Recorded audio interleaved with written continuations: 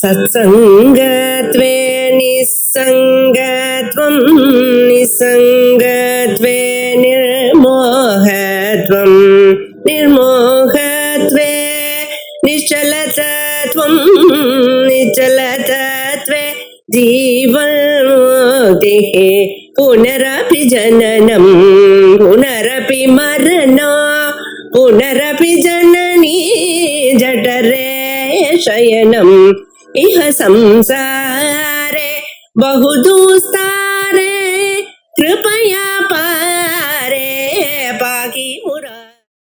இரண்டாவது மித்யாத்வம் முடிஞ்சிருக்கும். திருத்திய மித்யாத்வம் விமதம் மித்யா திருத்தியத்வா சித்திரூப்பியவத்து. இது அனுமானம். விமதம்னு சொன்னா நமக்கு சந்தேகத்துக்கு விஷயமா இருக்கு, நம்ம ரெண்டு பேருக்கும் விபத்துக்கு விஷயமா இருக்கக்கூடிய ஜெகத்து, அதுதான் விமதம். அது மித்யா அப்படின்னு சாதிச்சு. அது மிச்சைதான்ங்கிறதுக்கு ஹேது என்ன சொல்றாரு, காரணம் என்னன்னா திருஷ்யமாக இருக்கு. திருஷ்யமாக இருந்தாலும் மிச்சையாக இருக்கணும். அது எங்கே பார்த்தேன்னு சொன்னா சித்திரூப்பியவத்து திருஷ்டான். இதுதான் அதோட பிரபஞ்சத்தை மிச்சைன்னு சொல்றீங்க. மிச்சைனா என்ன? இந்த மித்யாசத்துக்கு அர்த்தம் என்ன? உன்னுடைய சாத்தியம் என்னன்னு சொன்னாதான் இதுதான் நான் பேசணும் அப்படின்னு சொல்லும்போது சதசத்து லட்சணத்துவம் பிரதிபன்னோபாதோ திரைகாலத்திரிகேக பிரயோகிப்போம் அப்படின்னு ரெண்டு நிரூபணம் இதுக்கு முன்னாடி பண்ணி முடிச்சோம். அதாவது முதல்ல சொன்னது சதசத்து லட்சணத்துவங்கிறது பஞ்சபாதிகாக்காரரை சொன்ன வித்தியாசம். விவரணக்காரர் வித்தியாசத்தை இப்படியும் சொல்லலாம் அப்படின்னு சொல்லி பிரதிபன்னோபாதோ திரைகாலத்திரிகேக பிரயோகிப்போம்னு சொன்னார். அதுவும் முடிஞ்சு போச்சு. இப்ப அடுத்தது அதே விவரணக்காரர் இன்னொரு லட்சணம் சொல்றார், ஞான நிவர்த்தித்துவம். இது நிச்சயித்த லட்சணம். இது சரியா இல்லையா, இதை பத்தின விசாரம் பண்ணணும். அதாவது ஒரு பதார்த்தத்துக்கு லட்சணம் பலது சொல்லலாம், பல லட்சணங்களை சொல்ல முடியும். அப்ப மிச்சேன்னு சொல்றத நான் சத் அசத் கண்டியும் காட்டிலும் வேறானது சொன்னா அதுவும் சரிதான். அது தெரிகிற இடத்திற்கே இல்லாதது, இதுவும் சரிதான். தத்துவஞானம் ஏற்பட்டால் நிவர்த்தியாகக்கூடியது சொன்னாலும் அதுவும் சரிதான். இல்ல எல்லாமே சரிதான்.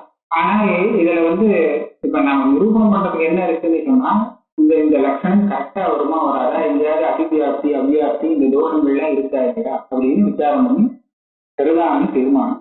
விவரணாச்சாரியால் சொன்ன இந்த லட்சணத்துல நியாயாமிர்தக்காரர் பல ஆட்சேபங்களை தெரிவிச்சு நம்ம முதல்ல வரிசையா பார்ப்போம். ஞான நிவர்த்தியத்துவம் மித்யாத்வம், இதுதான் மூணாவது லட்சணம். அப்படின்னா என்ன? ஞானேன நிவர்த்தியம். நிவர்த்தியம் அப்படிங்கிற சப்தத்துக்கு நிவர்த்தியாகக்கூடிய வஸ்து. நிவர்த்தினா நாசம்.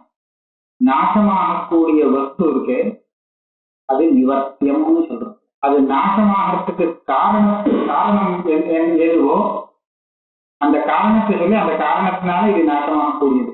சாதாரண வஸ்து, ஒரு வஸ்து நாசமாக உற்பத்தி ஆகிறதுக்கு ஒரு சில காரணங்கள் இருக்கும், அது நாசமாகிறதுக்கு வேற சில காரணங்கள் இருக்கும். இப்ப இங்க நான் என்ன சொல்றேன்னா, ஞானத்தினால எது நாசம் அடைகிறதோ அது ஞான நிவர்த்தியம்.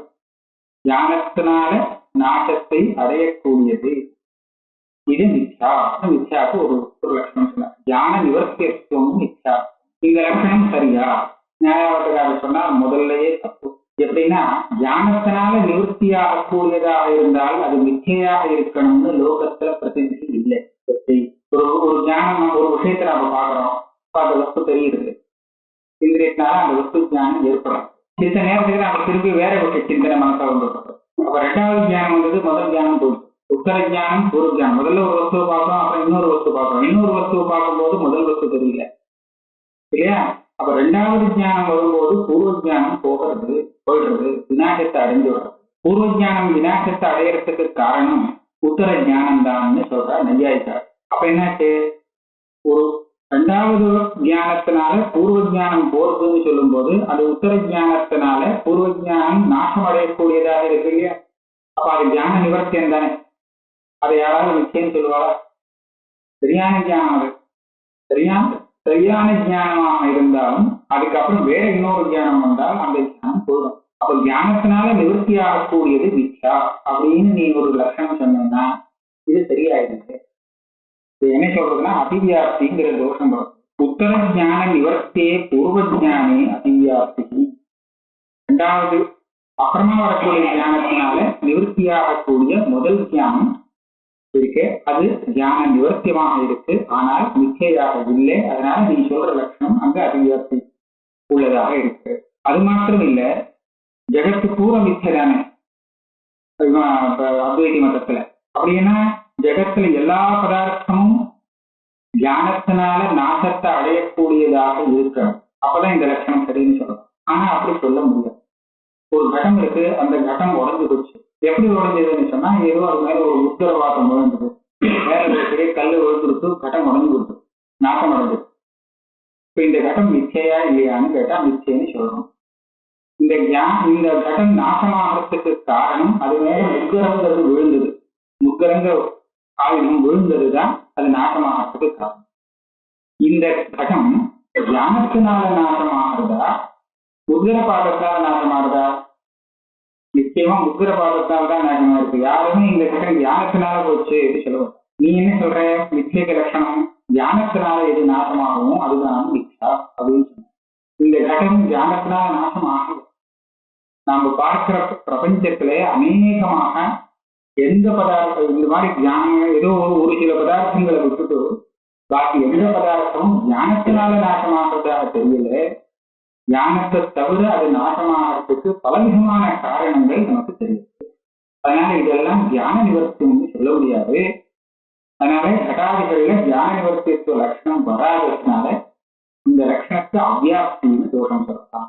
முக்கர பாசாதி நிவர்த்தேஜ கட்டாது அவ்வியாப்தி. இது சரியானதுதான். ஞான நிவர்த்தியம் அப்படின்னு சொன்னா அது வரல, அவ்வியாப்தி தான். தியானத்துவேன தியான நிவர்த்தியத்துவ விவக்ஷாய அமபி அயம் தோஷா. தியானத்தினால நிவர்த்தி ஆகக்கூடியது அப்படின்னு சொன்னாலும் சரி இந்த தோஷம் இருக்கு. தியானத்துவேன தியான நிவர்த்தியம் அப்படின்னு சொன்னாலும் தோஷம் இருக்கு. இது என்னது தியானத்துவேன தியான நிவர்த்தியம்னா என்ன அப்படின்னு பாக்குறது, ஞானத்தை இந்த ஒரு வஸ்து மித்யா வஸ்து நாசமாகறதுக்கு காரணமாக சொல்றோம். காரணமாக சொல்லும் போது அந்த ஞானம் எந்த ரூபத்துல காரணம்னு ஒரு கேள்வி வரும். அது ஒரு பதார்த்தமாக இருக்கிறதுனால காரணமா, ஒரு குணமாக இருக்கிறதுனால காரணமா, இல்ல ஒரு ஞானமாக இருக்கிறதுனால காரணமா, அப்படி பல இதுகள் உண்டு.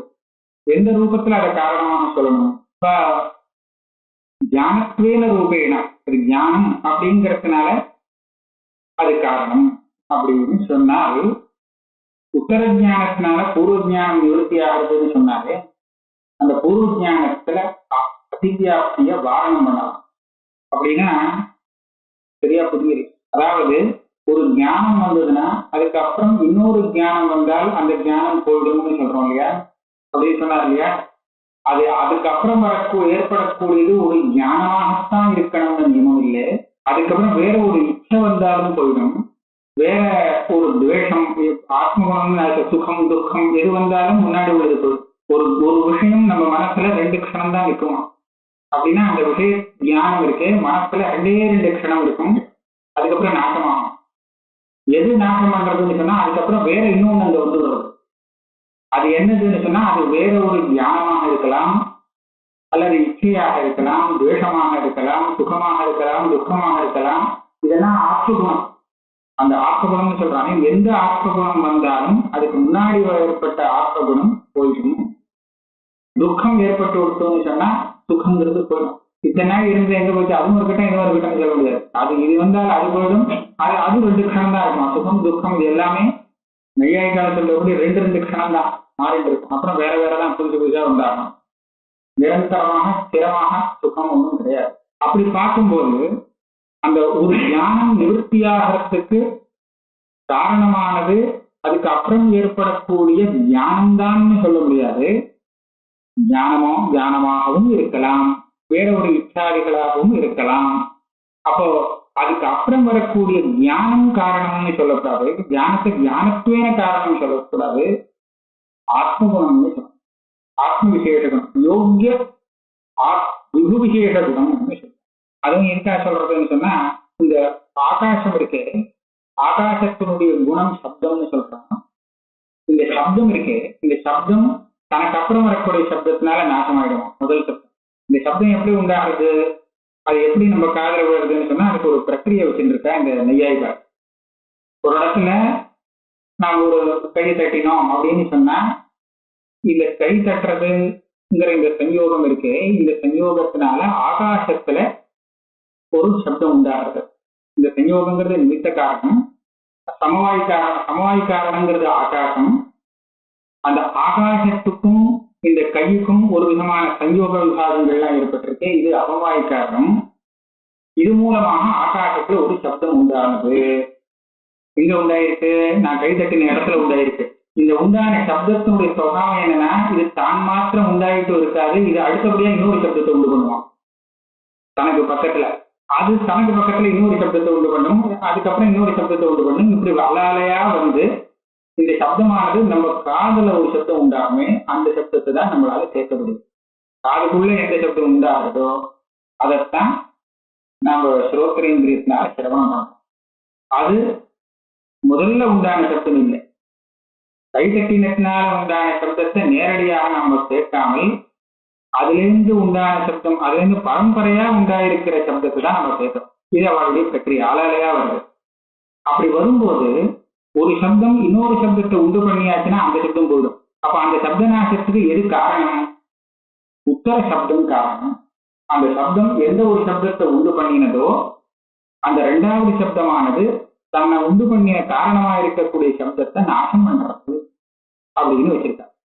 இதே மாதிரி இது யோகிய விசேஷம், விசேஷ குணம். இந்த ஆகாசத்தினுடைய குணமான சப்தம் எப்படி உத்தர சப்தத்தினா வந்தாச்சுன்னா பூர்வ சப்தம் நாசத்தை அடைகிறதோ அதே மாதிரிதான் ஆத்ம விசேஷ குணங்களும் தீர்மானம் பண்றோம். ஆத்மாவில நமக்கு தெரிஞ்சு பிரத்யட்சமா வரக்கூடிய குணங்கள், ஞானம், இச்சா, சுகம், துக்கம், இதெல்லாம் வரிசையா இருக்கே. இது எது எல்லாமே ஒண்ணு உண்டானதுக்கு அப்புறம் வேற எந்த ஒரு குணம் உண்டாகுமோ அந்த குணத்தினால நாசத்தை அடையும். இது அவருடைய சித்தாந்தம். அந்த குணம் ஞானமாகவும் இருக்கலாம், வேற ஏதாவது இச்சாதி ரூபமாகவும் இருக்கலாம். அதனால அந்த குணம்னு சொல்லி காரணம்னு சொல்லணும். குணம்ங்கிற ரூபத்துல அதை காரணமாக சொல்லணுமே தவிர ஞானம்ங்கிற ரூபத்துல காரணம்னு சொல்லக்கூடாது. அதனால தியானத்துவேன தியான நிவர்த்தியம். ஞானங்கிற ரூபத்துல தியானம் எது நாசம் அடைகிறதுக்கு காரணமாகுமோ அது மிச்சா அப்படின்னு சொன்னால் பூர்வ தியானத்துல அதிவியாப்தி சொல்ல முடியாது.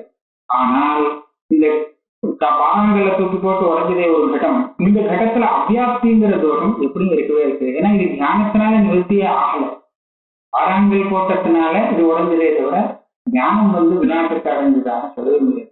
இன்னும் லோகத்துல தியானத்தினால இந்த கட்டம் நாசம் அடையுங்கிறது பிரசித்தி. அதிஷ்டான சாட்சாத்காரத்வேன நிவர்த்தே சுக்தி ரஜதாலூச்ச ஞானத்வேன ஞான நிவர்த்தித்வா பாவா சாத்திய விகலதா. வேற ஒரு தோஷம் விமதம் மித்யா திருஷ்யத்வா சுக்தி ரூபியவத்து. சுக்தி ரூபியத்தை நீங்க திருஷ்டாந்தமாக சொல்றேன். அது நிவர்த்தியாகிறதுக்கு ஞானம் காரணம்னு சொல்லலாமா? ஞானங்கிற ரூபத்துல காரணமா? அது பார்க்க அந்த சுக்தி ரூபியம், சுக்தியில தெரியக்கூடிய ரூபியமானது ஞானத்தினால நிவர்த்தி ஆகுதா? அப்படி இருந்தா தானே அந்த சாத்தியம் இருக்குன்னு சொல்லலாம். சாத்தியம் ரெண்டும் இருந்தா தானே அதை திருஷ்டாந்தமாக காமிச்சு அதை போல இதுவும் இப்படின்னு சொல்லலாம். அதுவே இல்லை இல்லை. ஏன்னா பிரத்யமா பார்த்துட்டு இருக்கேன். நிஜமா அது சுக்தி சாந்தன், இவனுக்கு சமயம் வந்திருக்கு, அதனால ரஜதம்னு பார்க்க. பக்கத்துல இருக்கிறவன் சொல்றான் இது வந்து ரஜதம் இல்லை, இது வந்து சுக்தி தான் அப்படின்னு சொல்றான். இவன் என்ன சொல்றான் தெரியுமா? நான் பிரத்யமா பார்க்கிறேன், எனக்கு ரஜதம் தெரிகிறது, நீ என்னடா சொல்ற, நீ உளர்ற அப்படின்னு சொல்றான். இப்ப அவன் அவன் சொன்னானே, அவன் என்ன சொன்னாங்கிறது இவனுக்கு புரியுது. அவன் என்ன சொல்றான்? இது ரஜதம், நான் பார்க்க ரஜதம் ரஜதமே இல்லை சுக்தி தான் அப்படின்னு இவன் எனக்கு உபதேசம் பண்றாங்கிறது அவனுக்கு நல்லா புரியுது. அப்படின்னா என்னாச்சு? சுக்தி ஞானம் தானே இது. இந்த ஞானத்தினால அந்த ரஜத கிரமத்துக்கு நிவர்த்தி ஏற்படுறதோ? ஏற்படல. இந்த ஞானத்தால நிவர்த்தி ஏற்படும். ஆனா அவனே நேர கிட்ட போய் பார்த்தான், இப்போ தெரிஞ்சு போச்சு இது ரஜதம் இல்லை சுக்தி தான் அப்படின்னு தெரிஞ்சது. இப்போ நிவர்த்தியாச்ச. இப்போ அவனுக்கு தெரியுது ஏற்கனவே அவன் சொன்னதும் சரிதான் அப்படின்னு. நான் இப்ப என்ன கேட்கிறேன், கிட்ட போனதுக்கு அப்புறம் அவனுக்கு ரஜதம் இல்லை இது சுக்திதான்ங்கிற ஞானம் வந்தது, இதுவும் ஒரு ஞானம் தான். பக்கத்துல இருந்த மனுஷன் ஏற்கனவே பார்த்துட்டு வந்தவன் சொன்னானே, அவன் சொன்னதும் ரஜத ஞானம் தான். இல்ல நேதம் ரஜதம் சுக்தி அப்படின்னு சுக்தி ஞானம் தான். ஆனா அந்த ஞானத்தினால இவனுக்கு பிரம நிவர்த்தி ஏற்படல. இவனே நேரம் பார்க்கும் போது பிரம நிவர்த்தி ஏற்பட்டதுன்னு சொல்லல. ஞானம் அதாவது அதிஷ்டான ஞானம் அந்த ரஜத பிரமத்துக்கு நிவர்த்தி பண்ணக்கூடியது, ரஜத பிரமத்தை போக்கக்கூடியதாக இருந்தால் அது அவன் சொன்னா என்ன, நேரில் பார்த்தா என்ன, அதிஷ்டான ஞானம்ங்கிறது பொதுவான அதிஷ்டான ஞானம் தானே, ஏன் நிவர்த்தி ஆகல அந்த வாக்கியத்தினால அப்படின்னு கேட்டா என்ன சொல்லணும்? ஞானம் வந்தால் பிரமம் போகும்னு நீ சொல்லக்கூடாது, அது போராது. ஞானம் வந்தா மாத்திரம் பிரமம் போயிடும்னு சொல்லிட முடியாது. பிரத்யட்சமாக இருக்கக்கூடிய வரக்கூடிய பிரமத்துல பிரத்யட்சமாகவே பாகிய ஞானம் வந்தால்தான் நிவர்த்தி ஆகும், பரோட்சமாக தெரிஞ்சாலே போராது அப்படின்னு சொல்லணும். அப்ப பிரத்யட்சமா தெரியக்கூடிய அந்த ரஜதம் நிவர்த்தி ஆகணும், நாசம் அடையணும்னு சொன்னால் பிரத்யட்சமாகவே இவனுக்கு சுத்தி தெரிஞ்சாகணும், அப்பதான் அது நிவர்த்தி ஆகணும். அப்படியானால் ஞானம் வந்தா போராது இல்லையா? அப்ப அந்த ரஜதம் எதனால நிவர்த்தி ஆகுது? ஞானத்தினால நிவர்த்தி ஆகுதுன்னு சொல்ல முடியாது. ஞானம் மாத்திரம் வந்தா போராது, அபரோக்ஷமான அதிஷ்டான சாட்சாத்காரத்தினால்தான் அது நிவர்த்தி ஆகும். அதனால நீ ஞானத்துவேன ஞான நிவர்த்தியம் மிச்சா அப்படின்னு நீ லட்சணம் சொன்னீங்கன்னா இந்த லட்சணம் சுத்தி ரூபியத்துல கூட கிடையாது. ஆக நீ சொன்ன திருஷ்டாந்தத்துல நீ சொல்லக்கூடிய சாத்தியமே இல்லை, சாத்திய வைக்கல்யம் திருஷ்டாந்தம். இந்த தோஷம் இருக்கு, சாத்திய விகலத்தை. அதுக்கப்புறம் இன்னொன்னு சொல்ற, ஞானத்தோ வியாப்திய தர்மேன ஞான நிவர்த்தியத்தோ விவகாரம். ஞானத்துவேன ஞான நிவர்த்தியம்னு நான் சொல்லல, ஆனா நீங்க பார்க்கலாம் அதிஷ்டான சாட்சா்காரம் வந்தால் சுத்துரூப்பியம் நிவர்த்தி ஆகுதுங்கிறத நீங்க ஒத்துண்டே. அந்த அதிஷ்டான சாட்சா்காரமும் ஒரு ஞானம் தான், அதுவும் ஞானம். ஞானம் இல்லைன்னு சொல்ல முடியாது. பொதுவா எல்லா ஞானத்தினாலையும் அது நிவர்த்தி ஆகாவிட்டாலும் சாட்சா்காராத்மகமான ஞானம் இருக்கு, சாட்சா்கார ரூபமான ஞானம், அதனால நிவர்த்தி ஆகுது ஞான விசேஷத்தினால. அப்ப நான் என்ன சொல்றேன், ஞானத்துவங்கிறது பொதுவான தர்மம், சாட்சா்காரத்துவங்கிறது அதை விட விசேஷ தர்மம். இத வியாபிய தர்மம்னு சொல்றது. ஞானத்துவங்கிறது வியாபக தர்மம், வியாபகமா இருக்கக்கூடிய பொதுவான தர்மம். சாட்சா்காரத்துவங்கிறது அதுக்கு வியாபியமான தர்மம், விசேஷ தர்மம். ஞானத்துவத்துக்கு வியாபியமாக இருக்கக்கூடிய ஒரு விசேஷ தர்மம் எதர் தர்மேனான்னு சொன்னா இது எப்படி சொல்றதுன்னா, விசேஷ ரூபத்தில் ஞானங்கிற பொதுவான ரூபமாக இல்லாமல் அதை விட விசேஷ ரூபத்தில் எந்த ஞானம் ஒரு விஷயத்துக்கு நிவர்த்தகமாகுமோ அது மிச்சா. இது ஒரு லட்சணம். ஞானத்தோ வியாபிய தர்மேன ஞான நிவர்த்தியம். இப்படி சொன்னா சுத்தி ரூபியத்துல தோஷம் இல்லை. சுத்தி ரூபியங்கிறது எப்படி நிவர்த்தி ஆகுது? அதிஷ்டான சாட்சா்காரத்தினால். அதிஷ்டான சாட்சா்காரங்கிறது ஒரு தியானம், தியான விசேஷம். அந்த சாட்சா்காரத்துவங்கிறது ஞானத்துவத்துக்கு வியாபிய தர்மம்.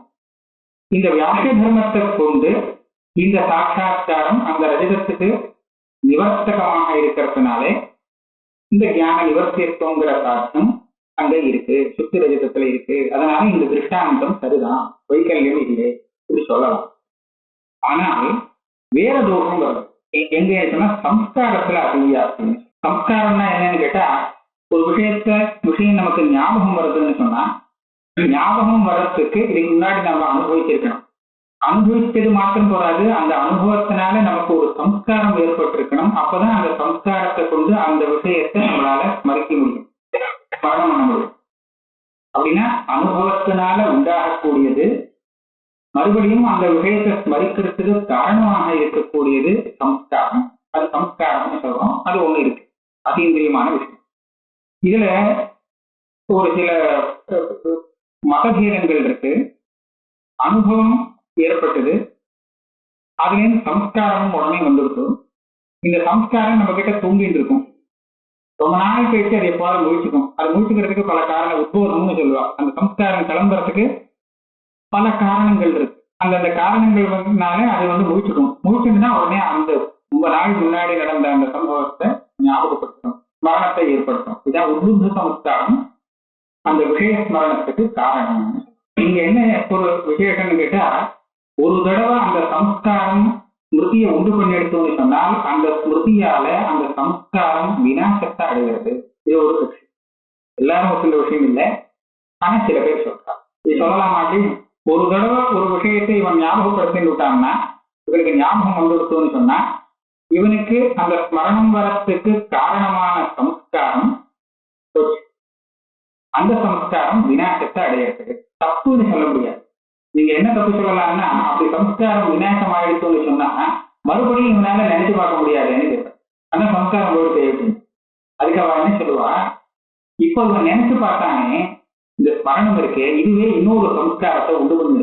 இது முன்னாடி இருந்த சம்ஸ்காரத்தை விட திருடமான சம்ஸ்காரத்தை உண்டு பண்றதான். ஒரு விஷயத்தை முன்னாடி அனுபவிச்சு ஒரு தடவை ஸ்மரணம் பண்ணும் போது அந்த ஸ்மரணம் கொஞ்சம் அஸ்பஷ்டமா இருக்கும், அவ்வளவு திருடமா இருக்கும்னு சொல்ல முடியாது. ஆனா அந்த நினைச்சு பார்த்ததுக்கு அப்புறம் அந்த ஸ்மரணத்தினால வரக்கூடிய இன்னொரு சம்ஸ்காரம் இருக்கு, இந்த சம்ஸ்காரம் அதை விட திருடமானதுனால மறுபடியும் அந்த நினைச்சு பார்க்கும்போது இன்னும் பழிச்சுன்னு தெரியுமா, அந்த ஞாபகம் சீக்கிரம் ஞாபகத்துக்கு வரும். அந்த ஸ்மரணத்தினாலே அதுக்கு ஜனகமான இந்த சம்ஸ்காரம் போய் இதை விட திருடமான சம்ஸ்காரம். எவ்வளவு அந்த விஷயத்தை நினைச்சு பார்க்கறானோ அவ்வளவுக்கு அவ்வளவு அந்த சம்ஸ்காரம் திருடத்தரமான சம்ஸ்காரமா. பூர்வ சம்ஸ்காரங்கிறது நாசத்தை அடைஞ்சுடுறது, அந்த ஸ்மரணமே நூத்தனமான திருட சம்ஸ்காரத்தை உண்டு பண்றது. அதனால மறுபடியும் ஸ்மரிக்கலாம், அந்த விஷயத்த ஸ்மரிக்கலாம், இன்னும் நன்னா ஸ்மரிக்கலாம். பல தடவை ஒரு விஷயத்தை ஸ்மரிச்சுட்டாங்கன்னா அவனுக்கு நன்னா திருடமாயிடுறது அப்படின்னு சொல்றான்.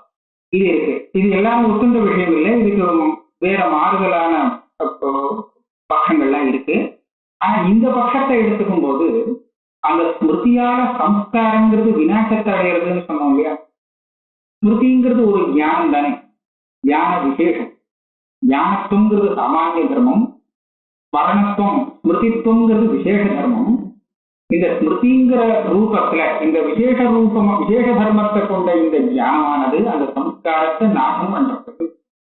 அப்படியான என்னாச்சு, ஞானத்துவ வியாப்தி தர்மேன ஞான நிவர்த்தியம்னு சொன்னா சம்ஸ்காரமும் இப்படி ஆகிறது. ஆனா அதை மிச்சேன்னு சொல்றது லோகத்துல கிடையாது. ஞானத்துவ வியாப்தி தர்மேன நிவர்த்தியம்னு சொன்னதுக்காக அந்த சம்ஸ்காரத்தை மிச்சேன்னு லோகத்துல விவகாரம் பண்றது கிடையாது. நீ சொல்லக்கூடிய லட்சணம் எப்படி இருக்கான்னா, லோகத்துல மிச்சேன்னு விவகாரம் பண்றதுக்கு உபயோகப்படக்கூடிய லட்சணமாக இருக்கணும். லட்சணம் சொல்றது ஏதோ லட்சணம் சொல்லணும்னு சொல்றது இல்லை. லட்சணத்துக்கு ரெண்டு பிரயோஜனம். வியாபத்தில் விவகாரோவா லட்சணத்துக்கு பிரயோஜனம். இந்த லட்சணத்தை கொண்டு அந்த லட்சியத்தை மற்ற லட்சம் இல்லாத வஸ்துல இருந்து பிரிச்சு தனிப்படுத்தி புரிஞ்சுக்கிறதுங்கிறது இது வியாபத்தி. இது ஒரு பிரயோஜனம். அதே சமயத்துல அந்த லட்சணத்தை கொண்டு இது அதுதான் விவகாரம் பண்றது இன்னொரு பிரயோஜனம். இந்த லட்சணம் இங்க இருக்கா அப்படின்னா இது பிருத்திவிதான், பிருத்திவி லட்சணம் இருக்கா இது பிருத்திவிதான், பிருத்திவியா இல்லையா அப்படின்னு சந்தேகம் வரும் காலத்துல லட்சணத்தை பார்த்து சரி பிருத்திவிதான் அப்படின்னு தீர்மானம் பண்றதுக்கே இந்த விவகாரம். இந்த விவகாரத்துக்கும் லட்சணம் உபயோகப்படுறது. மாறா இல்லையா அப்படின்னு சந்தேகம் வந்தது. மாட்டுக்கு உண்டான லட்சணம் இருக்கான்னு பரீட்சை பண்ணி பார்த்தா இருக்கு, அப்ப மாடுதான் அப்படின்னு விவகாரம் வருது இல்லையா, தீர்மானம் ஆகுது இல்லையா. இந்த தீர்மானத்துக்கும் லட்சணம் தெரிஞ்சாதான் புரியுது, இல்லைன்னா முடியாது. அதனால லட்சணத்துக்கு பல உபயோகங்கள் இருக்கு. ஆனால் மிருத்தியாக நிவர்த்தியாகக்கூடிய இந்த சம்ஸ்காரத்துல நீ சொல்லக்கூடிய லட்சணம் இருந்தும் அதை மிச்சேன்னு லோகத்துல விவகாரம் பண்றது கிடையாது. அதனால நீ சொல்ற லட்சணம் மிச்சைக்கு லட்சணம் ஆகாது, அதிவியாப்தின்னு சொல்ற. ஞானத்துவ வியாப்திய தர்மேன ஞான நிவர்த்தித்துவ விவக்ஷாயாம் ஞானத்துவ வியாப்தேன ஸ்மிருதித்வேன ஞான நிவர்த்தே சம்ஸ்காரே அதிவியாப்தி இது சே.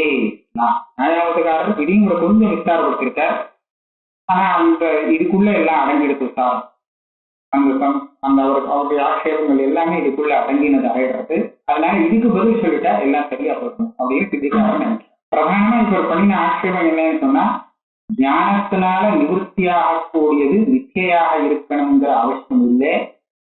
ஏன்னா ஒரு ஞானம் வந்தது, அப்புறம் ரெண்டாவது ஞானம் வந்தது, ரெண்டாவது ஞானம் வந்தவுடனே முதல் ஞானம் போச்சு, அதுக்காக சொல்றது கிடையாது. அது மாத்திரம் இல்லை, ஒரு எத்தனையோ பதார்த்தங்கள் ஞானம் இல்லாமல் வேற வஸ்துக்கள்னால நாட்டம் அடைஞ்சாச்சு, இதுக்கு மேலையும் அடையக்கூடியதாக இருக்கு. இப்ப இந்த வஸ்துவெல்லாம் நீ நிச்சயம்னு சொல்லணுமானால் ஞானத்தினால நிவர்த்தி ஆகிறதுன்னு நீ சொல்லணும். அதுதான் நிவர்த்தி ஆயிடுச்சு. விநாசத்தை அடைஞ்ச வஸ்துவை மறுபடியும் எப்படி விநாசம் பண்ண முடியும்? தியானம் வந்து விநாசம் பண்ண முடியாது. ஆகையால இப்பேற்பட்ட வஸ்துக்கள் எல்லாம் தியான நிவர்த்திக்கும் கிடையாது. நீ சொல்ற லட்சணமே வராது, அவியாப்திங்கிற தோஷம். இந்த லட்சணத்தை கொஞ்சம் மாற்றி அமைச்சு தியானத்துவ வியாப்திய தர்மம் பரவாயில்ல. தியானத்துவ வியாப்திய தர்மேன அப்படின்னு சொன்னால் சாட்சா்காரத்தினால நிவர்த்தியாக கூடியது எதுவோ அதுதான். அதுதான் மிச்சா. வெறும் ஞானத்தால் நிவர்த்தியான மிச்சைன்னு சொல்ல முடியாது, சாட்சா்காரத்தினால் நிவர்த்தியாகக்கூடியதாக இருக்கணும் அப்படின்னு சொன்னால் அப்ப என்ன ஆகும்னா சுரூபியத்துல எல்லாம் சரியா வந்துடும். ஆனால் எங்க தோஷம் வரும்னு கேட்டா சம்ஸ்காரத்துல வரும். இந்த சம்ஸ்காரம் இருக்கு, சம்ஸ்காரத்துல அவ்வியாப்தி வருது. அப்படி இல்ல ஞானத்து வியாப்தி தர்மம்னு சொன்னா, ஞானத்து வியாப்தி தர்மம்னு சொன்னா இந்த தோஷம்.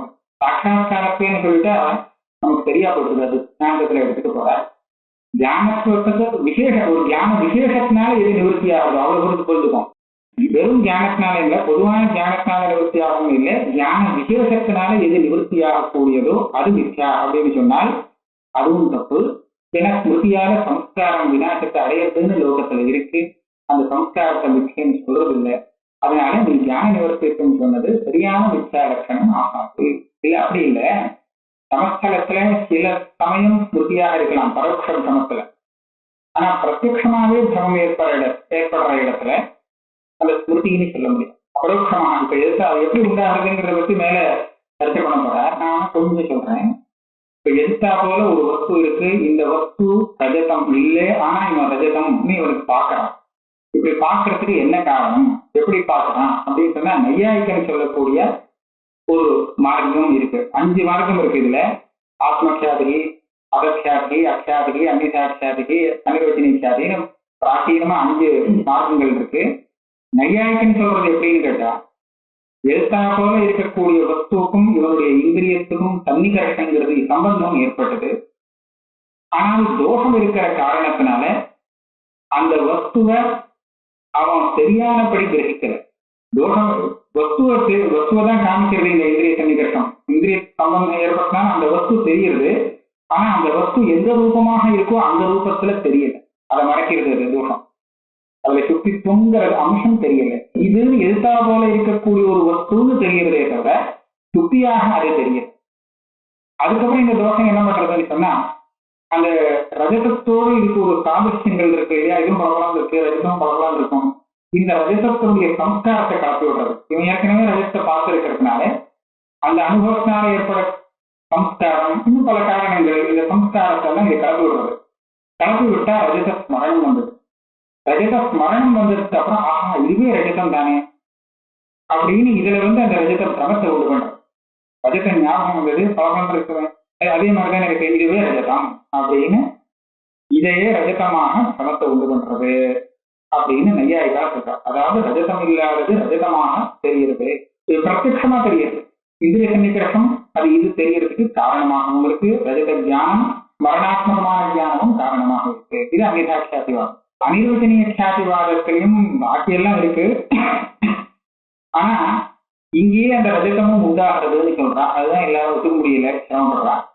இங்கேயே இவன் பார்க்கிற சமயத்துல தாற்காலிகமாக அங்க ரஜதம் இருக்கு. ஐயாயிரம் கிட்ட கேட்டா நீ ரஜதம் பார்த்தையே உனக்கு பிரத்யட்சமாக தெரிஞ்சுது, அந்த ரஜதம் எங்க இருக்கு, பொய்யா நிஜமானு கேட்டா நஜம்னு சொல்லுவாங்க. சுத்தியில ரஜதம் பார்த்தேனே அந்த ரஜதம் பொய்யா நிஜமானு கேட்டா நையாயிக என்ன சொல்லுவான், சத்தியம் சத்தியம் ரஜதம் திருஷ்டம் காணமே அப்படின்னு கேட்டா அந்த ரஜதம் வேற இடத்துல இருக்கு. எனக்கு ஞாபகம் அந்த ரஜதத்தை தானே நான் பார்த்தேன், ஞாபகம் அந்த ரஜதம்னா நான் ஏற்கனவே பார்த்த ரஜதம் தானே இல்லையா. அதனால ஞாபகத்துக்கு விஷயமான அந்த ரஜதம் வேற இடத்துல இருக்கு, வேற இடத்துல இருக்குங்கிறது தெரியாததுனால இங்க இருக்கிறதா தெரிஞ்சு அவ்வளவு. ஆக இவன் பார்த்த ரஜதம் இங்க இல்ல வேற இடத்துல இருக்கு அப்படின்னு சொல்றது அன்னிதாட்சாதிவாதம். இது ஒண்ணு. இவன் என்ன சொல்லுவாங்கன்னா வேற இடத்துல இருக்குங்கிறதுனா இங்க இருக்கா தெரியணும், வேற இடத்துல இருக்குன்னு தெரிஞ்சதுன்னா அவன் இதை எடுக்க போக மாட்டானே, அந்த எங்க இருக்கோ அங்கதானே போகணும், எதிர்காட்சியாக இருக்கிறவன். அதனால இங்கேயே தெரியக்கூடிய இந்த ரஜதம் இங்கேயேதான் இருந்தாலும் தெரிகிற பரியந்தம் இங்கேயே இருக்கணும். அப்படின்னா இங்க வேற இடத்துலயும் கொண்டு வந்து யாரும் வைக்கல, அதனால இங்கேயே உண்டாகி தெரிகிற பரியந்தம் இங்கேயே இருக்குன்னு அனிர்வச்சனீயவாதம். இதான் சமஸ்தலம். ஆனா எப்படியா இருந்தாலும் தெரியக்கூடிய ரஜதம் பிரத்யட்சமாக தெரியறதுங்கிறத 2 பேருமே ஒத்துக்கிறார். அதுக்கு என்னமோ காரணங்கள் எல்லாம் கல்பனை பண்றாங்க இல்லையா. இப்ப அந்த ரஜதத்துலதான் பெரிய சந்தேகம் இருக்கு, அது மேல அனிர்வச்சனீய ஒரு விஷயம் வரப்போகுது. இப்ப பொதுவா ஞான நிவர்த்தியத்துவம் வித்தியாசம் அப்படின்னு நீ சொல்றது சரியில்லை, இவ்வளவு தப்பு இருக்குன்னு தோஷம் காமிச்சுட்டா. இதுக்கு இவர் பதில் சொல்றார். ஞானப்பிரயுக்த அவஸ்திதி சாமானிய விரக பிரதியோகித்துவம் ஞான நிவர்த்தியத்துவம் அவஸ்திதிஷ்ட துவேதா ஸ்வரூபேண காரணாத்மனாச்ச தற்காரியவாதாபகமா. ரெண்டே ரெண்டு வரி தான், இவ்வளவுக்கும் பதில் அதுல வருது. அதுல ஒரு பிரக்கிரியை இருக்கு, அது சொல்லணும்னு அவர் நினைக்கிறார். ஒரு வஸ்து விநாசத்தை அடைஞ்சிடுத்துன்னு சொன்னால் அந்த வஸ்து பூர்ணமாக விநாசமாகுங்கிறது கிடையாது. அந்த வஸ்துவுக்கு, ஒவ்வொரு வஸ்துவுக்கும் ரெண்டு ரூபமும் உண்டு. ஒண்ணு ஸ்தூல ரூபம், இன்னொன்னு காரண ரூபம். காரணாத்மனா அப்படின்னு சொல்லுவா. இன்னொரு ரூபம் உண்டு, அது சம்ஸ்கார ரூபம். ரூபேண காரணாத்மனா. ஒவ்வொரு வஸ்துக்கும் ரெண்டு ரெண்டு ரூபம் உண்டு அப்படின்னு சொல்றத எப்படி நாம நம்பலாம் அப்படின்னு கேட்டா, கடங்கிறது குலாலம் நிர்மாணம் பண்றதுக்கு முன்னாடி மண்ணாக இருந்தது அப்படின்னு சொல்றோம். வெறும் மண்ணாக இருந்தது. அவ கடம் இருந்தது இல்லையா, கடம் இருந்ததுன்னு சொல்றே, மண்ணாக கடம் இருந்தது அப்படின்னு. இந்த சத்த அறிவார். நையாயிரம் கேட்டா கடம் இல்லை மண் இருக்கு அப்படின்னு அவன் சொல்லுவான். சத்காரியவாதிகிட்ட கேட்டா கடம் இல்லைன்னு சொல்ல மாட்டான், கடமாக இல்லை மண்ணாக இருக்கு. ரெண்டையும் வித்தியாசம் இருக்கு. ரெண்டும் நம்ம சரியா இருக்க மாதிரி இருக்கு. கடம் உண்டாகிறதுக்கு முன்னாடி இங்க என்ன இருக்கு, மண் இருக்கு. அதுல விட்டுறது பத்தி இல்லை. கடம் இருக்கா இல்லையான்னு சொன்னா கடம் இல்லை மண்ணுதான் இருக்கு. இது யாரு சொல்ற, நையாயிரம். கடம் இல்லைன்னு இல்லை, கடம் கடமாக இல்லை மண்ணாக இருக்கு அப்படின்னு சொல்றாங்க. இதுக்கு ஸ்ருதி சப்போர்ட் பண்றது. ததேவ சோம்ய இதம் அக்ர ஆசி. இது எல்லாமே அக்ரே உற்பத்தி ஆகிறதுக்கு முன்னாடி சத்தாக இருந்தது. இது சத்தாக இருந்ததுன்னு சொல்றது.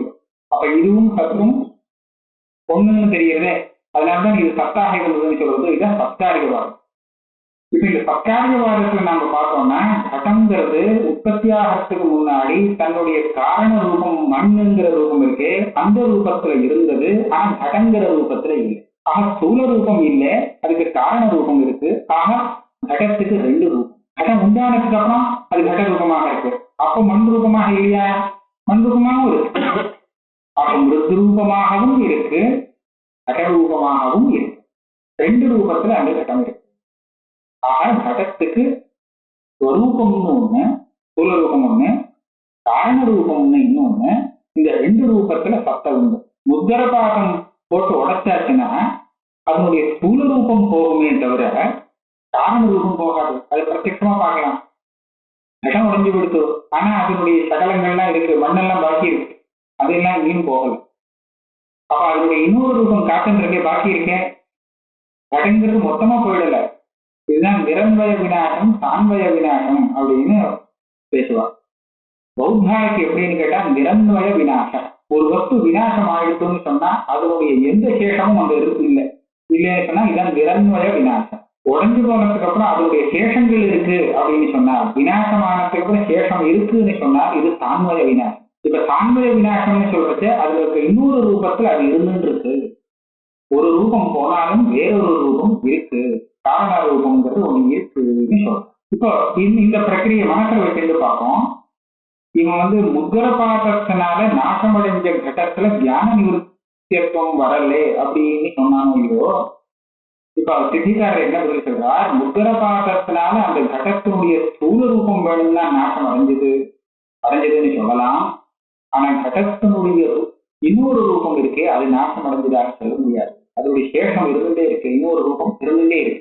இது எப்ப நிவர்த்தி ஆகும்னு கேட்டால், இந்த கடத்துக்கு அதிஷ்டான சாட்சா்காரம் இருக்கு, தத்துவ சாட்சா்காரம். அந்த சாட்சா்காரம் வந்தால்தான் நிவர்த்தி ஆகுமே தவிர அதுக்கு முன்னாடி இல்லை. இந்த சுத்தி ரங்கத்துல நல்லா பார்க்கலாம்.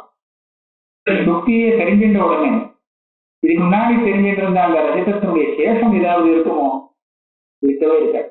தத்துவ சாட்சா்காரத்தினால ஒரு வஸ்து நிவர்த்தி ஆகிறதுன்னு சொன்னால் அந்த வஸ்துனுடைய ஒரே ஒரு ரூபம் போய் இன்னொரு ரூபம் பாக்கி இருக்கிறதாக சொல்ல முடியாது. ஏன்னா அடியோடு நிவர்த்தி பண்றது சாட்சா்காரம், மற்றது எல்லாம் அதை அவசேஷமாக நிவர்த்தி பண்றது. எந்த பதார்த்தத்தை வேணா பார்க்கலாம், ஞானத்தை தவிர வேற ஒரு வஸ்துவால அதுக்கு ஒரு காரணத்தினால அதுக்கு விநாசம் அப்படின்னு சொன்னால் அது ஒரு ரூபத்துல நிவர்த்தி ஆனாலும் வேறொரு ரூபத்துல காத்துட்டே இருக்கும், இருந்துட்டே இருக்கும். ஆனால் தத்துவஞானம், அதிஷ்டான தத்துவஞானத்தால நிவர்த்தி ஆனால் அதுக்கு எந்த ஒரு ரூபமும் மிஞ்சாது. அதான் யாஜ்ஞவல்கர் அந்த பிருஹதாரண்யக திருத்தியாத்தியாயத்துல அந்த யாஜ்ஞவல்கர் கிட்ட பிரச்சனோத்தரம் நடக்கிறதோ இல்ல மிஞ்சறதுன்னு ஒரு கேள்வி. விமத்திர அவசிஷ்யத்தை அவர் சொன்னார், நாமேதி, வேறுதான் மிஞ்சறது, ஒண்ணும் மிஞ்சல. மற்ற வாழ்க்கைலாம் ஏகப்பட்டது இருக்கு. இந்த சரீரம் விட்டு போனாலும் அடுத்த சரீரத்துக்கு வேண்டிய பாக்கியெல்லாம் கூடவே இருந்துட்டே இருக்கு. இந்த விநாயகம் ஆனதுக்கப்புறம் இது ஒரு சூக்ஷ்ம ரூபங்கள்லாம் போடுது, மேல இன்னொரு சரீரம் உண்டாகுது. இவனுக்கு மாத்திரம் ஒண்ணுமே மிஞ்சலைங்கிறத காமிக்கிறதுக்கு நாமேதி, வேறுதான் இருக்கு இந்த வாழ்க்கை. என்னாச்சு, தத்துவசாட்சா்காரத்தினால ஒரு வஸ்து நிவர்த்தியாக இருக்குதுன்னு சொன்னால் அது எந்த ரூபமும் மிஞ்சாமல் நிவர்த்தியாகும்.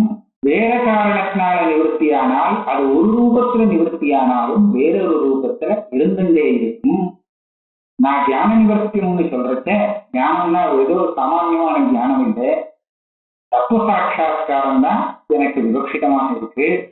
இந்த தத்துவசாட்சா்காரத்தினால அவஸ்திதி சாமானிய விரகம், அதாவது எந்த ஒரு ரூபமும் பாக்கி இல்லாமல் நிவர்த்தியாகக்கூடியது மித்யா லட்சணம்.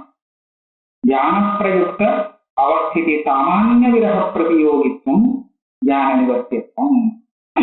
விவராச்சாரியால் சொன்ன ஞான நிவர்த்தித்துவம் அவருடைய வாக்கியத்துக்கு அர்த்தம் என்னன்னு கேட்டா, ஞானம் அதிஷ்டான தத்துவ சாட்சா்காரமும் அந்த சாட்சா்காரத்தினால அடியோடு எதுவுமே மிச்சம் இல்லாமல் எது நிவர்த்தியாகுமோ அது மிச்சான. இப்படி சொன்னேன்னா, நீ இது பரியந்தம் சொன்ன அதிவியாப்தி அவ்வியாப்தி எதுக்குமே இடம் இல்லை, எல்லாம் சொல்லப்பா. ஏன் அதிவியாப்தி அவ்வியாப்தி எல்லாம் இல்லை அப்படிங்கிறது சொல்லப்பா. அவஸ்திதிஷ்ட துவேதா ஸ்வரூபேண காரணாத்மாக. எல்லா பதார்த்தமும் காரிய பதார்த்தத்துக்கு ரெண்டு ரூபத்துல அதனுடைய அவஸ்திதிங்கிறது உண்டு. சத்துங்கிறது ஸ்வரூபேண சத்தா ஒண்ணு, வேற இன்னொரு ரூபம் காரண ரூபேண. காரண ரூபேணங்கிறது சும்மா சொன்னது, பல விதமான ரூபத்தை எடுத்துக்கும். சத்காரியவாதம் ஆரம்பிச்சிருக்கோமா அப்படின்னா எங்களுடைய மதத்துல எங்களுடைய சித்தாந்தம் சத்காரியவாதம் அசத்காரியவாதம் இல்லை. அதனால காரியத்துக்கு பல ரூபங்கள் உண்டு. ததாச்ச முத்கரபாசேன கடஸ்ய ஸ்வரூபேண அவஸ்திதி விரஹேபி காரணாத்மா அவஸ்திதி விரஹ அபாவாத் பிரம்ம ந அதீத கடாது அவ்யாப்தி. அங்க நடுப்புற சொல்றார், பிரம்ம ஜான பிரயுக்த ஏவ சஹா இதி ந அதீத கடாது அவ்யாப்தி. முத்கரபாதம் வந்ததுனால அந்த கடத்தினுடைய ஸ்வரூபம் இல்லாமல் போச்சு, வினாட்டுக்கு அடைஞ்சதுன்னு சொல்லலாம். ஆனா அதனுடைய காரண ரூபம் இருக்கு, வேற இன்னொரு ரூபம் அது இல்லைன்னு சொல்ல முடியாது, ஏன்னா பாக்கி இருந்துருக்கு. அதனால ஞான நிவர்த்தித்துவங்கிற லட்சணம் அங்க வந்தது, வரலையே அவ்யாப்தியாச்சேன்னு கேட்காதே. அந்த காரண ரூபமும் சேர்ந்து போகணும்னா எப்ப போகணும்னா பிரம்மஜான பிரயுக்த ஏவதா, அந்த தத்துவசாட்சா்காரம் வந்தால்தான் அது போகும். அதுவரையில் இது அனுவர்த்திச்சுட்டே இருக்கும். அதனால அந்த அவ்யாப்தி இல்லை. நான் சொல்லக்கூடிய லட்சணம் அங்கேயும் வருது. அதையேவ உத்தர ஜான நிவர்த்தியே பூர்வஜானி ந சித்ததா. உத்தர ஜானம் வந்தாச்சுன்னா பூர்வ ஜானம் விநாயகத்தை அடைஞ்சிருது, அதுவும் ஞான நிவர்த்தி தானேன்னு கேட்டேன். இந்த ஞான நிவர்த்திக்கும் வேற. உத்தர ஜானம் வந்தா பூர்வ ஜானம் சொரூபேன போச்சே தவிர அதனுடைய சம்ஸ்கார ரூபம் காத்துட்டு இருக்குது. எப்படின்னு சொன்னா, இப்ப இடத்தை பார்த்தா அப்புறம் வேற இடத்த போட்டோம்னா பக்கத்தை பார்த்த உடனே இது போயிடுது. ஆனா அந்த கடஞானத்தினால அந்த சம்ஸ்காரம் பாக்கி இருந்து இன்னொரு தடவை அவனுக்கு ஞாபகம் வரும், பார்த்தேனே அந்த விஷயம் பார்த்தேனேன்னு ஞாபகம் வரும். அப்ப என்னாச்சு, உத்தர ஜானம் வந்ததுனால அந்த பூர்வ ஜானம் அந்த ஸ்வரூபம் அப்போ இல்லாம போச்சே தவிர அதுல இருந்து ஏற்படக்கூடிய அந்த சம்ஸ்கார ரூபங்கிறது காத்துருக்கு, இருந்துட்டே இருக்கு. அது நாசமாகல, அது இன்னொரு தடவை ஞானத்தை உண்டு பண்ணிடுறது. தாராவாகிக தியானங்கிறது வேற. தாராவாகிக தியானங்கிறது பிரத்யக்ஷத்துல மாத்திரம் தான் சம்பவிக்குமா. இப்ப எதுக்காக இந்த மைக் இருக்கு, இந்த மைக்கை கண் கொட்டாம நான் பார்த்துட்டே இருக்கேன்னு சொன்னா, ஒரு 5 நிமிஷம் பார்த்துட்டு இருக்கேன்னு சொன்னா 5 நிமிஷம் இது விடாம இந்த மைக்கு தெரிஞ்சுட்டே இருக்கு இல்லையா. இந்த மைக்கே தான் தெரிஞ்சுட்டு இருந்ததை தவிர நடுப்புற வேற எந்த ஞானமும் குறிப்பிடல. அப்ப இந்த இடத்துல 5 நிமிஷம் பர்யந்தம் ஒரு ஞானம் இருக்காது, நிரந்தரமாக அதே விஷயக்க ஞானம் வெவ்வேறாக உண்டாயிட்டே இருக்குன்னு சொன்னா. தாராவாகனம் நதியில பிரவாகம் ஓடிண்டே இருக்குன்னு சொன்னா, ஓடிட்டு இருக்கிற பிரவாகத்துல ஜலம் மாறிண்டே தான் இருக்கும். ஒரு ஜலம் வரும் போயிடும், வேற ஜலம் வரும் போயிட்டே இருக்கு. ஆனா அவிச்சின்னமாக அது போயிட்டு இருக்கு. அப்பதான் அது பிரவாகம்னு சொல்லலாம். நடுப்புற விச்சேதம் ஆயிடுதுன்னு சொன்னா அப்ப பிரவாகம் சொல்ல முடியும். அந்த மாதிரி அதுதான் தாரான்னு சொல்றான். தாரான அந்த பிரவாகம் விட்டு போகாமல் அவிச்சின்னமாக போடுறது தாரான்னு பேர்.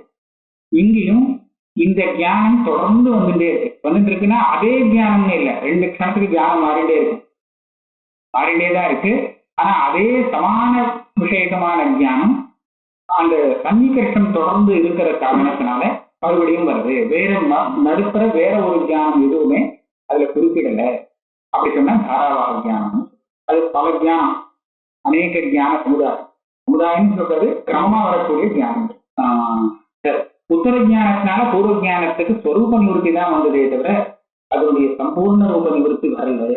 அவசிய சாமானிய விரகம் வரல. அதனால அங்கேயும் இதோடு சொல்ல முடியாது. சித்த சாதனம், சாதனமாக இருந்தால் சித்த சாதனம், லட்சணமாக சொன்னால் அதிவியாப்தி அப்படின்னு வச்சுட்டு போகணும். நவா வியதாதோ பிரம்மஜான நாட்யத்வேபி தத்வதேவ மித்யாத்வ அசித்யா அர்த்தாந்தரம். அர்த்தாந்தர தோஷம் ஒண்ணு இங்கு சொல்லலாம். ரெண்டாவது ஞானம் வந்ததுனால பூர்வ ஞானம் நிவர்த்தி ஆனால் கூட அது எப்படி மிச்சை இல்லையோ, அதை மிச்சைன்னு சொல்றது இல்லையோ, அதே மாதிரி இந்த ஆகாசாதி பஞ்சபூத பிரபஞ்சம், பூத பௌதிக பிரபஞ்சம் எல்லாமே பிரம்மஜானத்தினால ஒரு சமயம் நிவர்த்தி ஆனால் கூட அதை நிச்சயம் சொல்ல வேண்டிய அவசியம் இல்லையே. அர்த்தாந்தரமாகுமே. தியானத்தினால இது நிவர்த்தி ஆகுறது இல்லை. அவன் தீர்மானம் பண்ணிட்டு இருக்கான். பிரம்மஜானத்தினால இந்த பிரபஞ்சத்துக்கு நிவர்த்தி ஆகுறதுங்கிறது சர்வதா கிடையாது தீர்மானம் பூர்வபக்ஷிக்கு. ஒரு சமயம் நிவர்த்தி ஆனாலும் அதை மிச்சைன்னு சொல்ல முடியாது. ஏன்னா ஞானத்தினால நிவர்த்தி ஆகக்கூடியது மிச்சைதானே சொல்ல முடியாது. அடுத்த ஞானம் வந்தால் பூர்வ ஞானம் போயிடுறதே, அது நிவர்த்தி ஆகுது. அது எப்படி மிச்சை இல்லையோ இதே மாதிரி பிரம்மஜானத்தினால நிவர்த்தியாக ஆகக்கூடிய அந்த பிரபஞ்சமும் நிச்சய ஆகாது. அதனால நீ இவ்வளவு சிரமப்பட்டு சாத்தியத்தை சாதித்தும் உனக்கு அபிஷ்டமான வித்தியாசம் சித்திக்கலே. இதுதான் அர்த்தாந்தரம். அர்த்தாந்தரம்ங்கிறது ரெண்டு அர்த்தம். இவர் நினைச்சது சித்திக்கலேன்னு ஒண்ணு, நினைக்காதது சித்திச்சதுன்னு சொன்னா அதுவும் அர்த்தாந்தரம். இவருக்கு தேவையில்லாது இவர் அதை நினைக்கவே இல்லை, வேண்டாது, அதுதான் இவர் சித்திச்சதுன்னு சொன்னா இது ஒரு அர்த்தாந்தரம், அனபிமத அர்த்தம் சித்தி. அதே சமயத்தில் இவர் எது அபீஷ்டமோ அந்த விஷயம் சித்திக்கலைங்கிறது இதுவும் ஒரு அர்த்தாந்தரம். இந்த அர்த்தாந்தர தோஷமும் இப்போ இல்லை. ஏன்னா நான் சொல்ற நிவர்த்திங்கிறது எந்த ரூபமும் மிச்சம் இல்லாமல் பூர்ண ரூபேண நிவர்த்தி. இந்த நிவர்த்தி எப்போ வரும்னா அதிஷ்டான சாட்சா்காரம் ஒண்ணுனாலதான் வரும். என்ன சொல்லிட்டார்? என்ன தெரிஞ்சுக்காரன் நவாவியதாரும் பிரம்ம ஞான நாட்டியத்தி தத்வதேவ மித்யாத்வ அசிஞ்சா அர்த்தாந்தம் சொல்றான்.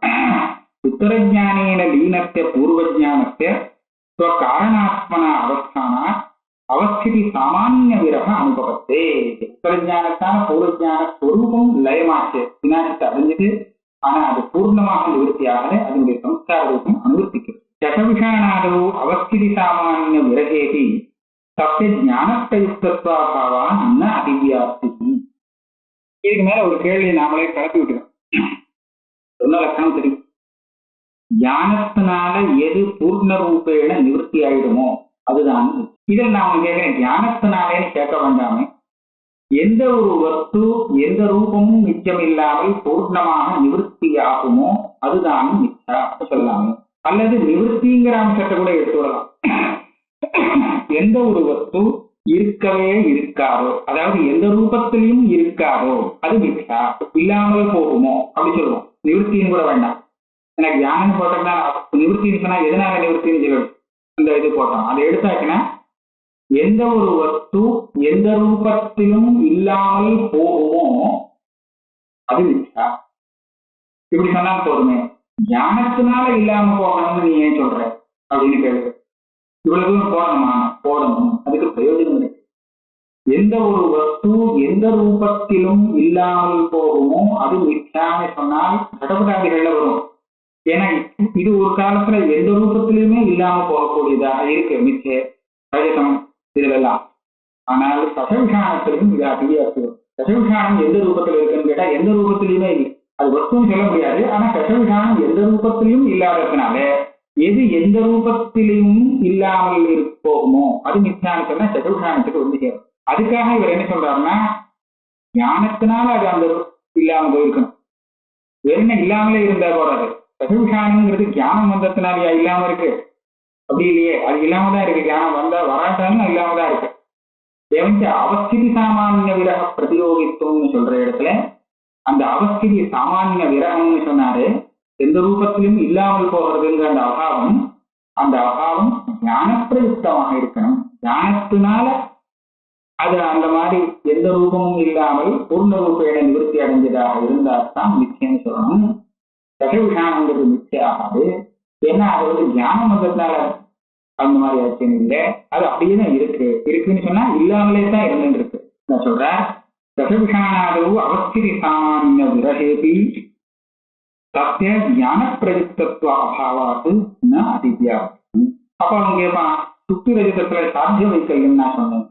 ரஜத சுத்தி ரூபியவது இந்த திருஷ்டாந்தம் கொடுத்தேன். சுத்தி ரூபம் எங்கேயாவது இருந்திருக்கா? அதுவும் சிஜவிஷானம் மாதிரி தானே. இல்லாத ரஜதம் தான் எனக்கு தெரியுது. எந்த ரூபத்திலையும் இல்லையே, அது பாக்கறத்தையும் இல்லையே. அதனால அது ஞானத்தினால் நிவர்த்தியானதாக சொல்ல முடியாது அப்படின்னு கேட்போம். அதுக்கு நம்ம ஏற்கனவே சொன்ன அதே பதில திருப்பி ஒரு தடவை சொல்ல வேண்டும். என்ன? சுத்தி ரஜதாதேச்ச அபரோக்ஷ பிரதீத்யன்யசானுபபத்யா பிரதிபாத காலே அவஸ்தித்யங்கீகாரா ந பாதக ஞானம் வினா தத்விரஹா இது ந சாத்தியவிதலகா. இந்த சுத்தி ரூபங்கிறது தசவிஷானம் மாதிரி ஆசக்தி இல்லை. ஏன் இல்ல? தசவிஷானத்தை காட்டிலும் வித்தியாசமானது இது. எப்படி? இது என்ன வித்தியாசம்? அபரோக்ஷ பிரதீதி இருக்கு. அசத்துக்கு அபரோக்ஷ பிரதீதி கிடையாது. பிரத்யட்சமான அளவுக்கு பார்த்தீங்கன்னா பார்த்தது அசத்து இல்லை. இங்க சுத்தி ரஜதம் பிரத்யட்சமாக தெரிகிறது, அபரோக்ஷமாக. ஆகையால இது தசவிஷானம் போல அசத் ஆகாது. அபரோக்ஷ பிரதீத்யன்யசான் உபபத்தியாக அது மாத்திரம் இல்லை, இந்த அபரோக்ஷமா தெரியக்கூடிய இந்த ரஜதம் வேறொரு இடத்துல இருக்கக்கூடிய ரஜதமாகவும் சொல்ல முடியாது. இங்கேயே சக்தி இருக்கிறதாக தான் சொல்லி ஆகணும். அதனால இங்கேயே இருக்குன்னு சொன்னா எப்பவும் இங்கே இருக்குங்கிறதுன்னு சொல்ல முடியாது. அது தெரியுற காலத்துல மாத்திரம் அங்க இருக்குன்னு சொல்லணும். அதனாலதான் பிரதிபாச காலத்துல மாத்திரம் அங்க அந்த ரஜதம் இருக்கு அப்படின்னு சொல்ல வேண்டியது. இது பிராதிபாசிக ரஜதம்னு சொல்றது. அதனால இந்த பிராதிபாசிக ரஜதம் இருக்கு, தெரிகிற சமயத்துல அங்க இருக்கு. அதனால என்னாச்சு? ஞானம் வந்தாத்தான் இந்த ரஜதம் போகும், நிவர்த்தி அடையும். தசவிஷானம் போல இல்லை. தசவிஷானங்கிறது தானாவே நிவர்த்தி அடைஞ்சே இருக்கு.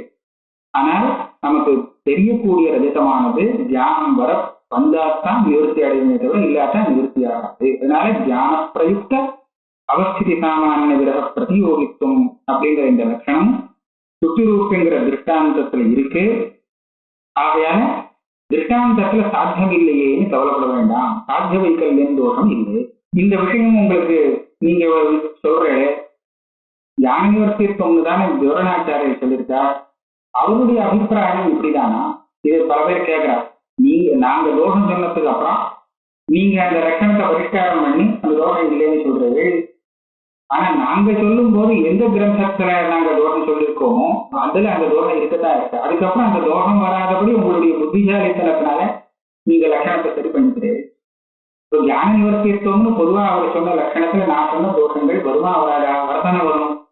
நீ இந்த மாதிரி ஞானத்தினால ஞான பிரயுக்த அவஸ்திதி சாமானிய விரக பிரதியோகித்துவம் அப்படின்னு லட்சணத்தை பரிஷ்காரம் பண்ணி தோஷம் வரல அப்படின்னு சொன்னதுக்காக அவ சொன்ன லட்சணத்துல தோஷம் இல்லைன்னு சொல்ல முடியுமா? நீ சொன்னது வேற சொந்த லட்சணமாக இருக்கலாம். ஆனா அவ சொன்ன லட்சணத்துல நான் சொன்ன தோஷம் இருக்கத்தானே இருக்கு. அதுக்கு சித்திகாரர் எப்படி காமிப்பாருன்னா, இதை நான் சொந்தமா கல்பனை பண்ணினது இல்லை, அவளே இந்த அபிப்பிராயத்துலதான் அதை சொல்லியிருக்கார். அவருடைய அபிப்பிராயம் இதுதாங்கிறது எப்படி தெரியுதா? இது அவருடைய இன்னொரு இடத்துல அவரே சொல்லியிருக்கக்கூடிய வாக்கியத்தை பாருங்க. அதே ஓக்தம் விவரணாச்சாரி அஜ்ஞானஸ்ய ஸ்வகார்யேண பிரவிலீனேன வர்த்தமானேன வா சஹ ஞானேன நிவர்த்திர் பாதஹா. இது விவரணாச்சாரியுடைய வாக்கியம். பாதம்னா என்னன்னு ஒரு விசாரமே பண்ணியிருக்கார். ஞான நிவர்த்திக்குங்கிற இடத்துல பண்ணல, கொஞ்சம் தள்ளி வேற இடத்துல பண்ணியிருக்காரு விட. ஆனா இந்த விசாரம் விவரணத்துல இருக்கு. பல விதமா அதுல பூர்வபக்ஷங்கள்லாம் பண்ணி கடைசியில சித்தாந்த வாக்கியம் இது என்ன தெரியுமா? இதை அன்வயம் பண்ணி கரெக்டா சொல்லிக்கணும். அஜ்ஞானஸ்ய நிவர்த்திர் பாதா. இந்த அஜ்ஞானஸ்ய இருக்க சக்கிந்தம் இதை நிவர்த்தியில அன்வைக்கணும். அஜ்ஞானம் நிவர்த்தியாகிறதே அதுதான் பாதம். வெறும் அஜ்ஞானத்தை நிவர்த்தி இல்லை, ஸ்வகார்யேண சக நிவர்த்தி. அடுத்து இந்த ஸ்வகார்யேன போட்டிருக்காரு. அஜ்ஞானம் தன்னுடைய காரியத்தோடு கூட அஜ்ஞான காரியத்தோடு கூட நிவர்த்தியாகிறது இருக்கே, இதை பாதம்னு சொல்றோம். இந்த நிவர்த்தி எதனால ஆகும்னா ஞானேன நிவர்த்தி. அஜ்ஞானம் தன்னுடைய காரியத்தோடு கூட தியானத்தினால நிவர்த்தியாகிறது இருக்கே, இத பாகம்னு சொல்றோம். அதோட நிக்காமல் அந்த காரியத்துக்கு ரெண்டு விசேஷனம் போட்டார். பிரவீனேன வர்த்தமானேனவா. வர்த்தமானேனு சொன்னா ஸ்தூல ரூபம்னு அர்த்தமா, பிரவீனேனு சொன்னா சம்ஸ்கார ரூபம்னு. அதாவது ஸ்தூல ரூபத்துல அது போயிடுச்சு, முதுகரவாதம் போட்டதுனால அடைஞ்சு போயிடுச்சு. ஸ்தூல ரூபம் போனாலும் அதனுடைய வேற இன்னொரு காரண ரூபம் சம்ஸ்கார ரூபம் இருக்குன்னு சொன்னோம் இல்லையா.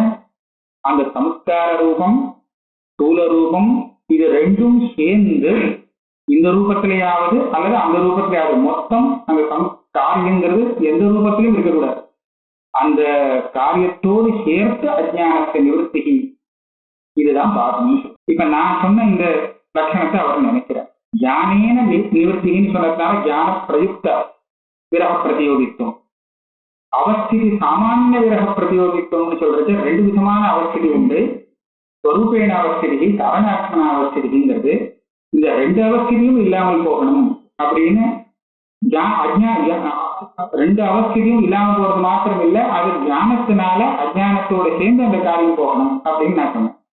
இதையும் அவர் சொல்லியிருக்கார். பிரவிலீனேன வர்த்தமானேனவா ஸ்வகாரியேன சக அஜ்ஞானத்தை தியானேன நிவர்த்திர் பாகா. இது அந்த அந்த அந்த காரியமானது லயத்தை ஏற்கனவே அடைஞ்சதாகவாவது இருக்கலாம், அதாவது விநாசம் அடைஞ்சதாகவாவது இருக்கலாம், அல்லது விநாசம் அடையாமல் ரூபத்திலேயே இருக்கலாம். எப்படி இருந்தாலும் சரி அந்த காரியத்தோடு சேர்ந்து அதுக்கு காரணமான அஜ்ஞானம் ஞானத்தினால நிவர்த்தியாகும் போது அதுக்கு பாகம், அந்த வஸ்துவுக்கு பாகம். இதுதான் விவரணாச்சாரியால் சொன்ன லட்சணம், பாத லட்சணம். அப்ப இந்த அர்த்தம் தானே அவருடைய வாக்கியத்துல ஞான நிவர்த்திங்கிறது சொல்லலாம். நீ வேண்டாத அர்த்தத்தெல்லாம் சொல்லி அதுல இது பண்றதுக்கு ஒன்றும் காரணமே இல்லை. இதுதான் அவருடைய அபிப்பிராயம் அப்படின்னு சொன்னார். அது விவரணாச்சாரியால் மாத்திரம் இல்ல, வார்த்திகக்காரரும் இந்த விஷயத்தை சொல்லியிருக்கார். வார்த்திக கிருதிஷ்ட தத்துவமஸ்யாதி வாக்கியோத்த சம்யத்ஹி ஜன்ம மாத்திரதா அவித்யா சககாரியேன நாதீரஸ்தி பவிஷ்யதி. அதாவது தத்துவமஸ்யாதி வாக்கியத்தினால உண்டாகக்கூடிய தீஹி, சம்யக் தீஹி. தத்துவமஸ்யாதி வாக்கியம் மகா வாக்கியம். மகா வாக்கியத்தினால உற்பத்தியாகக்கூடிய சம்யக் தீன சம்யக் ஞானம், சாட்சா்காரம்.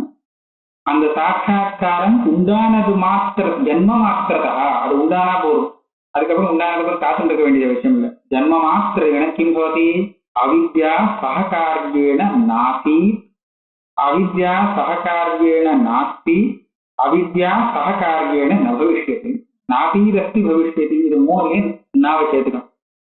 நபூதோ நபவிஷ்யதி சொல்ற மாதிரி இந்த ஞானம் வந்தாச்சுன்னா அவித்யானது தன்னுடைய காரியத்தோடு கூட, அவித்யையும் அதனுடைய காரியமும் ரெண்டுமே காரியத்தோடு கூட சொன்னா இது ரெண்டுமே இல்லை, ஏற்கனவேயும் இல்லை, இதுக்கு மேலேயும் வரப்போகுது. நாசி நாஸ்தி நபவிஷ்யம். இதுல இருந்தும் நான் சொன்ன இந்த அர்த்தம் தெரியுறதா? எப்படி தெரியுறதுன்னு அவர் சொல்லி ஆகணும். வார்த்தைக்காரர் சொன்னதுலேருந்து தியானம் வந்தாச்சுன்னா அதுக்கப்புறம் அந்த அஜ்ஞானமும் அஜ்ஞான காரியமும் முக்காலத்திலும் இல்லை அப்படின்னு தெரியுது. நீங்க சொல்ற விஷயம் என்னன்னா, தியானம் வந்தால் அந்த காரியத்துடைய ரெண்டு விதமான ரூபமும் சேர்ந்து ஒழிஞ்சு போறது அப்படின்னு நீங்க லட்சணத்துல சொன்னீங்க. ரெண்டோடு சேர்ந்து போடுறது. அஜ்ஞானம் போகும்போது அந்த காரியத்தினுடைய எல்லா விதமான ரூபமும் சேர்ந்தே போடுறது. அது விவரண வாக்கியத்துல சொன்னது பலத்தின்னு தெரியுது. பிரவிலீனேன வர்த்தமானேனவா காரியேன அப்படின்னு போட்டதுனால இந்த விஷயம் அவர் நினைச்சிருக்காருங்கிறது புரியுது. ஆனா இந்த வார்த்திக வாக்கியத்துல இருந்து அவரும் அந்த காரியத்துக்கு ரெண்டு விதமான ரூபத்தோடு சேர்ந்து நிவர்த்தி ஆகுதுன்னு சொல்றாருன்னு எப்படி தெரியுது? அஜ்ஞானம் காரியத்தோட சேர்ந்து முக்காலத்திலும் இல்லைன்னு சொல்ற மாதிரி தானே தெரியுது அப்படின்னு கேட்டால் அதுக்கு பாஷ்யர் கிரந்தக்காரர் அதுக்கு அர்த்தம் சொல்றார். சக காரியேன நாசீதி லீனேன காரியேன சக நிவர்த்தி அபிப்பிராயம். அவித்யானது தன்னுடைய காரியத்தோடு கூட ந ஆசி, ஏற்கனவே இருக்கலே அப்படின்னு சொல்ற. இது என்ன அர்த்தம் சொல்ல வேண்டிய அவசியம் தானா? இது சரியான அர்த்தம். அவித்யா காரியேன சக ந ஆசி, நாஸ்தின்னு சொல்லலாம். நாஸ்தின்னு சொன்னா இப்போ இல்லை, தன்னுடைய காரியத்தோடு சேர்ந்த அவித்யை இல்லை, தன்னுடைய காரியத்தோடு சேர்ந்த அவித்யை இருக்கவில்லை, ஏற்கனவே இருக்கல. தன்னுடைய காரியத்தோடு சேர்ந்த அவித்யை இதுக்கு மேல ஃபியூச்சர்ல வரப்போறது இல்லை நபவிஷதி அப்படின்னு சொல்ற. ஒரு வஸ்துவை இதுக்கு ஏற்கனவே இல்லை, இதுக்கு மேல வரப்போறது இல்லை, இப்போ இல்லை அப்படின்னு சொல்றதுக்கு என்ன என்ன ஒரு இதுன்னு சொன்னா பிரசக்தி இருக்கணும்.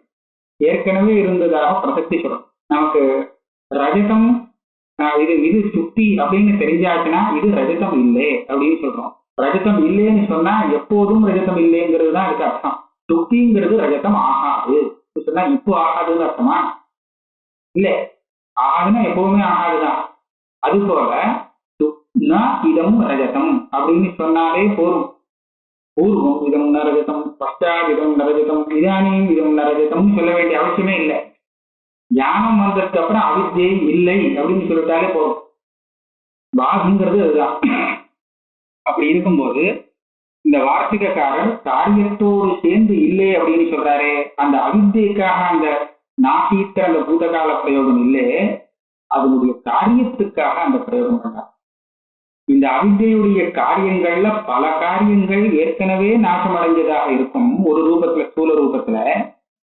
அதோடு கேட்டதான சம்ஸ்கார ரூபத்துல இருந்துட்டு இருக்கும். ஸ்தூல ரூபத்துல விநாசம் அடைஞ்சுடுச்சுன்னா நம்ம அதை அதீதம்னு விவகாரம் பண்ண ஆரம்பிச்சுடுவோம். அப்படிதான் பண்ணுவோம் லோகத்துல. சூக்ஷ்ம ரூபத்தை யாருக்கும் தெரியாது. ரூபம் வேற ரூபத்துல இருக்குங்கிறது நமக்கு தெரியாது. அது ஒரு ஸ்தூல ரூபம் நிவர்த்தி ஆயிடுச்சுன்னா சரி போச்சு, ஏற்கனவே இருந்தது, அது அதீதம் அப்படின்னு சொல்லுவோம். ஆனா அதோடைய சூக்ஷ்ம ரூபம் இன்னொரு வேற ஒரு ரூபம் அனுவர்த்திச்சுட்டே இருக்கு. அந்த ரூபத்தோடு சேர்ந்த அவித்யை நிவர்த்தி ஆகிறதுங்கிறத தெரிவிக்கிறதுக்காகத்தான் அவித்யா சக காரியேன நாசி அப்படின்னு ஒரு வாக்கியம் போட்டாங்க. சக காரியேன நாசீதி லீனேன காரியேன சக நிவர்த்தி அபிப்பிராயம். லீனேனா ஏற்கனவே விநாசத்தை அடைஞ்ச காரியத்தோடு சேர்ந்து இந்த அவித்யை நிவர்த்தி ஆகுது, முக்காலத்திலும் இல்லை சொல்றதுக்காக இந்த படம். சக காரியேன நபவிஷ்யதி பாவி காரிய நிவர்த்தி அபிப்பிராயம் அந்நியதேதது. சக காரியேன நபவிஷ்யத்தின்னு சொல்றது சும்மா இதுக்கு மேல வரப்போறது இல்லைன்றது வஸ்துஸ்திதியை சொன்னாரே தவிர இந்த பாக லட்சணத்துக்கு உபபாதனம் பண்றதுக்காக இல்லை. ஏன்னா நபவிஷ்யத்தின்னு சொல்றதுக்கு காரணம் இருந்தால்தானே பவிஷ்யத்திங்கிறதுக்கு பிரசக்தி வரும். அவித்யங்கிறது இப்ப நிவர்த்தி ஆயிடுச்சுன்னு சொன்னா அதுக்கப்புறம் அதனுடைய காரியம் வர்றதுக்கு பிரசக்தியே இல்லை. காரணமே இல்லைன்னு சொன்னா அதுக்கப்புறம் காரியம் இல்லைங்கிற சீசன் தானே. அதனால நபவிஷ்யதி அப்படிங்கிற விஷயம் இதுக்கு மேலேயும் அது வரப்போறது இல்லைங்கிற விஷயத்தை தெரிவிக்கிறது. இது வஸ்துஸ்திதியை தெரிவிக்கிறதே தவிர பாகத்தினுடைய ஸ்வரூபத்தை தெரிவிக்கிறதுக்காக இல்லை. அதாவது லீனமான காரியத்தோடு கூடவும் நாஸ்திங்கிறது வர்த்தமானமான காரியத்தோடு கூடவும் இந்த அவித்யானது தத்துவமஸ்தாதி மகாவாக்கிய ஞானத்தினால நிவர்த்தி அடைகிறது அப்படிங்கிறத இந்த வார்த்திக வாக்கியம் தெரிவிக்கிறது. அப்ப நான் சொன்ன அர்த்தம் இந்த வார்த்திகக்காரருக்கும் சம்மதமாக இருக்கு, விவரணாச்சாரியாளுக்கும் சம்மதமாக இருக்கு. அதனால என்னுடைய சொந்த கல்பனை இல்லை. இதுதான் ஞான நிவர்த்தி சம்பந்தம். அதனால நீ சொன்ன தோஷங்கள் எதுவும் ஏறாது அப்படின்னு சொல்லி முடிக்கிறார். இன்னும் பாக்கி